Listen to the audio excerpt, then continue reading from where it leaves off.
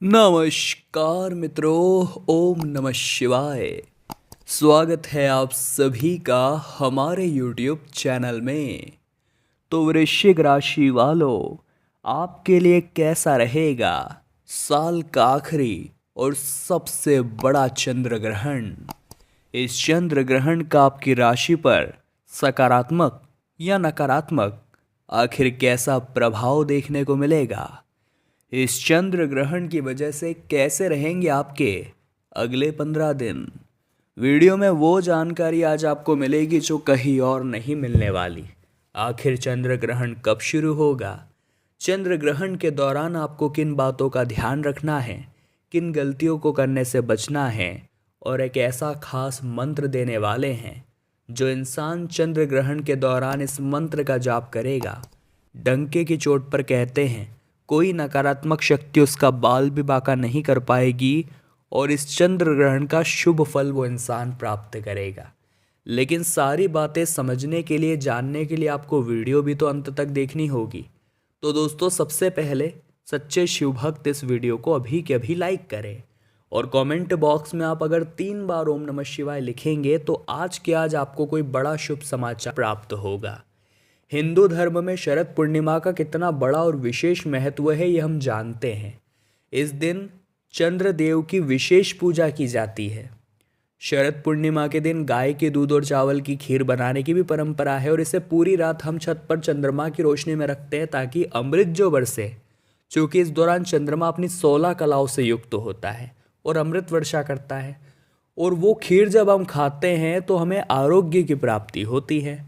लेकिन एक बहुत ज़्यादा बड़ा महत्व और ट्विस्ट यहाँ पर ये आ गया है कि कई सालों बाद 2023 में शरद पूर्णिमा पर ही हमें चंद्र ग्रहण लगता दिखाई देगा, जिसका सूतक काल तो दोपहर से ही प्रारंभ हो जाएगा। सूतक काल में भोजन बनाना या ग्रहण करना वर्जित होता है। इसके साथ ही कई नियम कायदे होते हैं।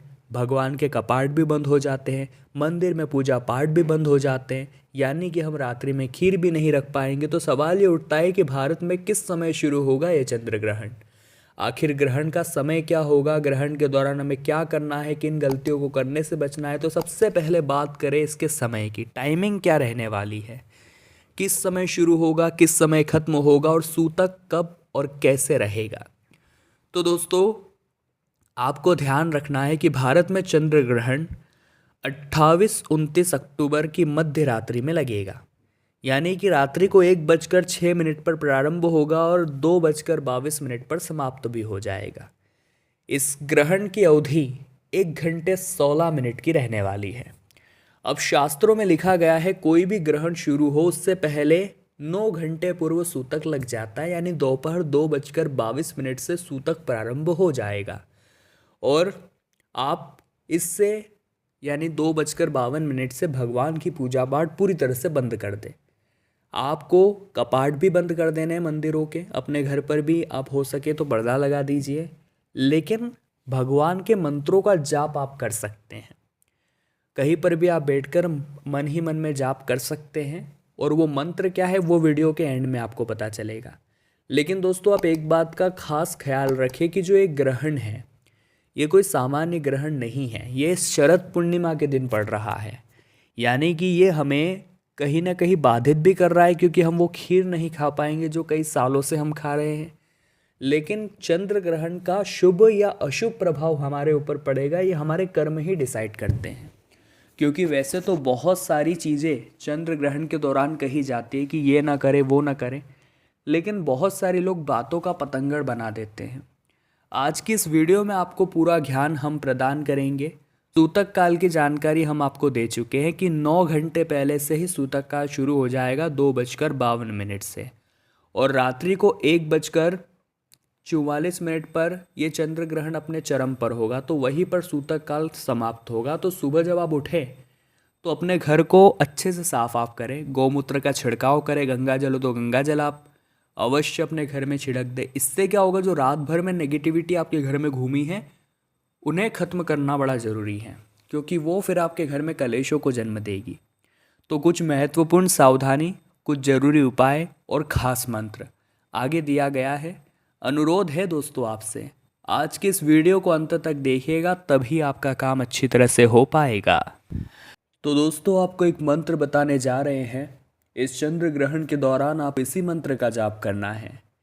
इस मंत्र को आप संयम रखकर सच्चे मन से निरंतर जाप करते रहेंगे तो आपके ऊपर सूर्य ग्रहण, इस चंद्र ग्रहण का नकारात्मक प्रभाव नहीं पड़ेगा और मानसिक और आध्यात्मिक तौर पर भी आपको बहुत लाभ होगा।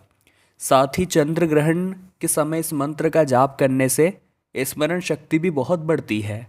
वो मंत्र है ओम नमो नारायणाय। ओम नमो नारायणाय। चंद्र ग्रहण के दौरान कहीं एक स्थान पर आसन लगाकर बैठिए और जितना ज़्यादा आप इस मंत्र का जाप कर सके करिए, आपको लाभ होगा। चंद्र ग्रहण के वक्त हमें भोजन नहीं करना है, हो सके तो पानी भी नहीं पीना है। हालांकि मान लीजिए कोई बीमार है, कोई बुजुर्ग है, बच्चे हैं, गर्भवती महिलाएं हैं, तो उनके लिए इस नियम में छूट होती है। लेकिन सभी लोग अपनी क्षमता अनुसार इस बात का ध्यान रखें। जो स्वस्थ हैं, जो मस्त हैं, वो भोजन और पानी ग्रहण बिल्कुल भी ना करें। इसी के साथ दोस्तों, ग्रहण जब चल रहा है उस दौरान घर में पका हुआ और तैयार रखा हुआ जो भी खाना है उसका उपयोग न करें। पके हुए अन्न का त्याग करके उसे गाय या कुत्ते को डालकर नया भोजन आपको बनाना चाहिए। यानी कि बहुत सारे लोग जो रात का सुबह खा लेते हैं, तो आपने रात को भोजन करा, कुछ बच भी गया है तो उसी समय पशुओं को आप डाल दीजिए, उसे ख़त्म करिए। साथ ही साथ दूध अगर आपके घर में पड़ा हुआ है, कोई अन्य वस्तु आपके घर में पड़ी हुई है, तो उसमें एक तुलसी का पत्र डाल करके रखिए, क्योंकि ग्रहण के बाद कोई भी चीज़ खाने योग्य नहीं होती। ग्रहण का जो असर होता है वो सभी खाद्य सामग्रियों पर होता है, लेकिन अगर उसमें तुलसी दल आप रख देंगे, तुलसी का पत्ता रख देंगे, तो फिर थोड़ी सी संभावनाएं सही हो जाएगी, उसके ऊपर के प्रभाव इस पर अब नहीं पड़ेगा। साथ ही साथ दोस्तों, ग्रहण पूरा होने के बाद जब आप चंद्रमा के दर्शन करें उसके बाद ही वैसे तो भोजन करना चाहिए। और साथ ही साथ मान लीजिए ग्रहण जब चल रहा है और जब आपने वस्त्र पहन रखे हैं, तो ग्रहण खत्म होने के बाद स्नान आपने किया सुबह, वापस वो कपड़े मत पहनिएगा, आपको दूसरे साफ कपड़े पहनने हैं, क्योंकि यहाँ पर चंद्र ग्रहण का असर एक एक चीज़ पर पड़ता है और हमें वो एक एक चीज़ समझनी होगी, तभी हमारा काम सक्सेसफुली हो पाएगा, तभी हमें फ़ायदा हो पाएगा, वरना हम हानिकारक प्रभाव के चलते परेशान हो जाएंगे। चंद्र ग्रहण में आखिर किन चीज़ों का दान हमें देना चाहिए, ये बात भी आप ध्यान रखिए। चंद्र ग्रहण में अनाज, चीनी और दूध से बनी वस्तुओं का दान करना बड़ा शुभ होता है। ऐसा करने से आपको अशुभ प्रभावों का सामना नहीं करना पड़ता और आपकी कुंडली से अगर चंद्र दोष होता है तो उसके प्रभाव काफ़ी कम हो जाते हैं। इससे आपको काफ़ी शुभ फल की प्राप्ति होती है और साथ ही बहुत अच्छा लाभ आपको देखने को मिलता है। ग्रहण के दौरान पति और पत्नी को धैर्य से काम लेते हुए ब्रह्मचर्य के नियमों का पालन करना चाहिए। ये भी दोस्तों बहुत ज़्यादा ज़रूरी है, क्योंकि ग्रहण के दौरान जो संबंध बनते हैं और उनसे जो संतान पैदा होती है उसमें विकृतियाँ आने की आशंकाएं होती है। अब यहाँ पर अगर सभी पति और पत्नी इस बात को समझेंगे तो वो इस चीज़ की महत्ता को जान पाएंगे कि कुछ देर का धैर्य आपके जीवन में इतनी बड़ी अनहोनी होने से बचा सकता है। तो अगर आपके दिमाग में भी संतान को लेकर कुछ चल रहा है तो इस दौरान ये गलतियाँ मत करिएगा, क्योंकि आपने चंद्र ग्रहण के दौरान गलती से भी संबंध अगर बना लिए तो आपकी संतान में विकृतियाँ आ सकती है, जो कि कोई भी माता पिता नहीं चाहेंगे। साथ ही साथ दोस्तों, ग्रहण कार्य के समय कोई भी अच्छा काम आप ना करें। बहुत सारे लोग हैं जो रात्रि में जॉब करते हैं, कुछ खास काम करते हैं। ऐसे लोगों को एक ही बात का यहाँ पर ध्यान रखना है कि आप भूल कर भी कोई नया कार्य इस दौरान ना करें, कोई भी शुभ कार्य चंद्र ग्रहण के दौरान ना करें। ग्रहण के वक्त सोने की बजाय, चूँकि रात्रि को ग्रहण है तो सभी सोएंगे, लेकिन सोने की बजाय अगर कोई धार्मिक पुस्तक आप पढ़ेंगे, किताबों का अध्ययन करेंगे तो वो ज़्यादा अच्छा रहेगा। इतना हम आपको कहना चाहते हैं।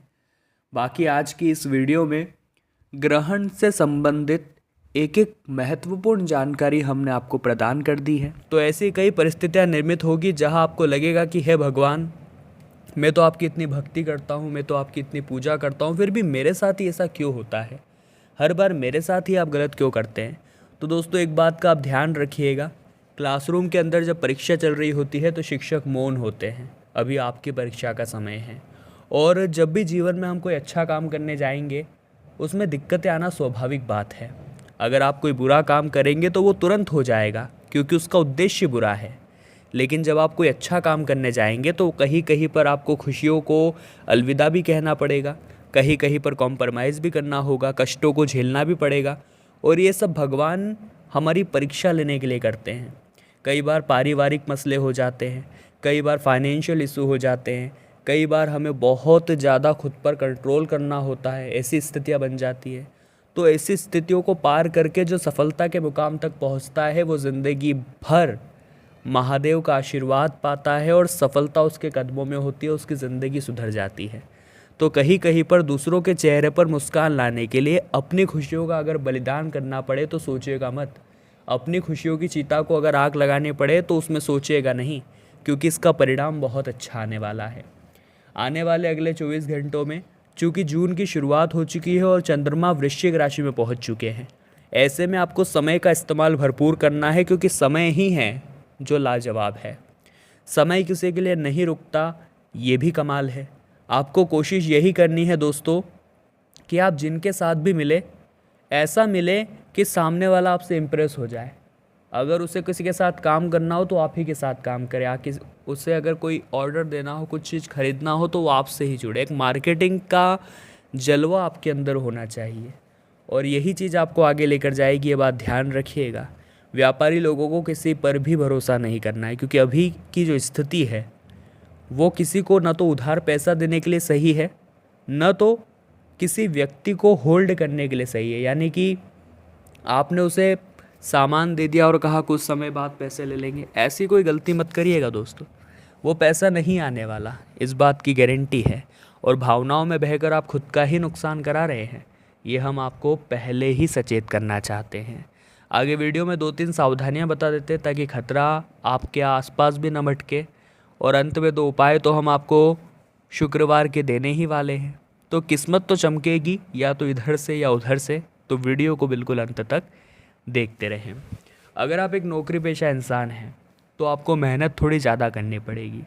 कई बार अत्यधिक मेहनत करने की वजह से भी हमारा दिमाग अस्त व्यस्त हो जाता है। लेकिन क्या आपने सोचा कि जब आप अपना पसंदीदा काम कर रहे हैं तो फिर तो आपको आनंद आना चाहिए, आपका दिमाग अस्त व्यस्त क्यों होता है? इसका मतलब आपको वो काम करने में मज़ा नहीं आ रहा। आप अपनी ज़िंदगी में हमेशा ऐसे काम को चुनिए जिसे चाहे आप 17 घंटे करें, 16 घंटे करें, लेकिन आप कभी बोर ना हो। आपको उस काम को करने में आनंद आना चाहिए। फिर आपकी पदोन्नति हो या ना हो, वो आपकी हॉबी होनी चाहिए। तो वृश्चिक राशि वालों, अगर आपको वीडियो में कोई भी बात अच्छी लगी हो, जानकारी पसंद आई हो, लाइक आप ज़रूर करें, कमेंट बॉक्स में जय माता दी लिखें ही लिखें, और इस चैनल को सब्सक्राइब करके इस बेल आइकन को भी तो प्रेस कर लीजिए। अभी के लिए दोस्तों आप सभी को बहुत बहुत धन्यवाद।